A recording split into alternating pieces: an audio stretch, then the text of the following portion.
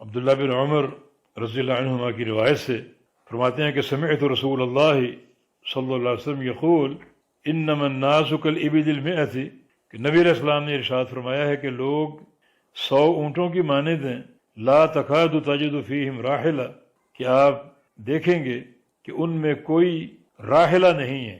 راحلہ کا معنی جس پر رحل رکھا جائے اور سواری کی جائے، یعنی کوئی سواری کے قابل نہیں ہے۔ لوگوں کا تجمع اور لوگوں کی کثرت، اس کی مثال کیا ہے؟ 100 اونٹوں کی مانند ہے کہ جن کو آپ خریدتے ہیں، پالتے پوستے ہیں، کھلاتے ہیں، پلاتے ہیں اور ان کی خدمت کرتے ہیں، لیکن وقت آنے پر کوئی اونٹ سواری کے قابل نہیں نکلتا۔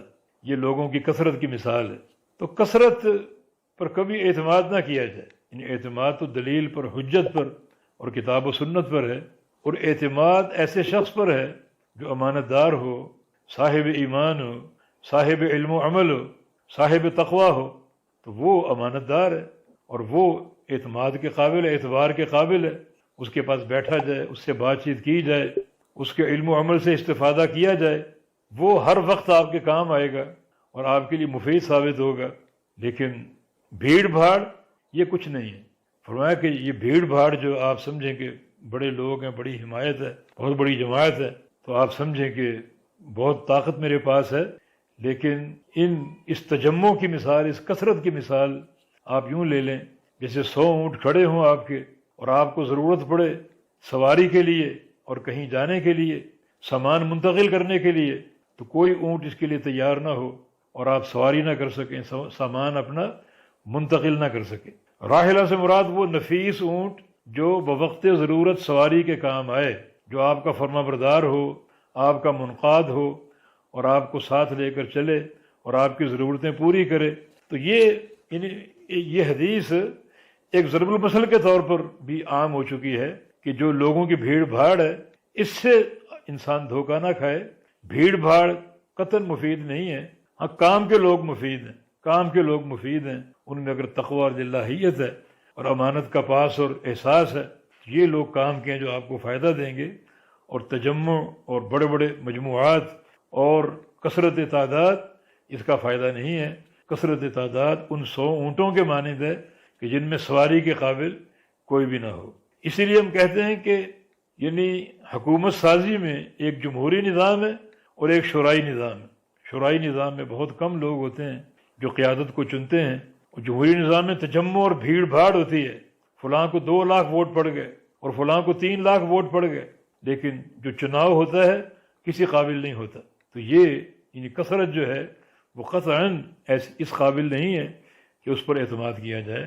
اسی لیے اللہ پاک نے قرآن حکیم میں ہمیشہ کثرت کی مذمت ہی کی ہے، کثرت تعداد کی تعریف نہیں کی۔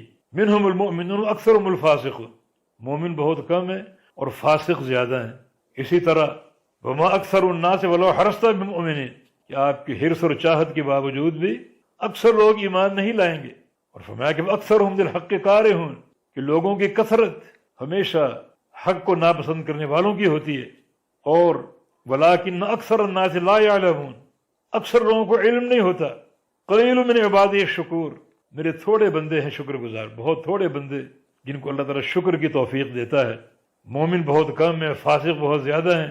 یہ سب قرآن کے نصوص ہیں۔ تو کبھی اس تجمع پر اعتماد نہ کیا جائے۔ اگر اعتماد کے قابل ہیں کوئی اللہ تعالیٰ کے توکل کے بعد، تو وہ صالح کردار کے لوگ ہیں، مضبوط ایمان والے، مضبوط عقیدے والے اور امانت دار لوگ۔ تو امام بخاری رحمہ اللہ رفع الامانہ کے باب میں یہ حدیث لائے ہیں کہ بہت کم لوگ آپ کو امانت دار ملیں گے، تو ان کو آپ نے ڈھونڈنا ہوگا، تلاش کرنا ہوگا، ان کے ساتھ آپ کا تعلق ہو، ان کے ساتھ آپ کے معاملات چلیں۔ اور جو کثرت ہے اس پر قطعاً اعتماد نہ کریں۔ کثرت کی مثال ان 100 اونٹوں کی سی ہے جن میں سواری کے قابل کوئی نہ ہو۔ تو اسی طرح جو لوگوں کا تجمع ہے وہ بھی قابل اعتماد نہیں ہے۔ تو قابل اعتماد بندہ آپ تلاش کریں اپنی مصاحبت کے لیے اور اپنے ایک خرید و فروخت کے معاملے کے لیے، اور ضروری ہے کہ وہ بندہ امانت دار ہو تاکہ کسی قسم کا دھوکہ آپ کو نہ ہو سکے۔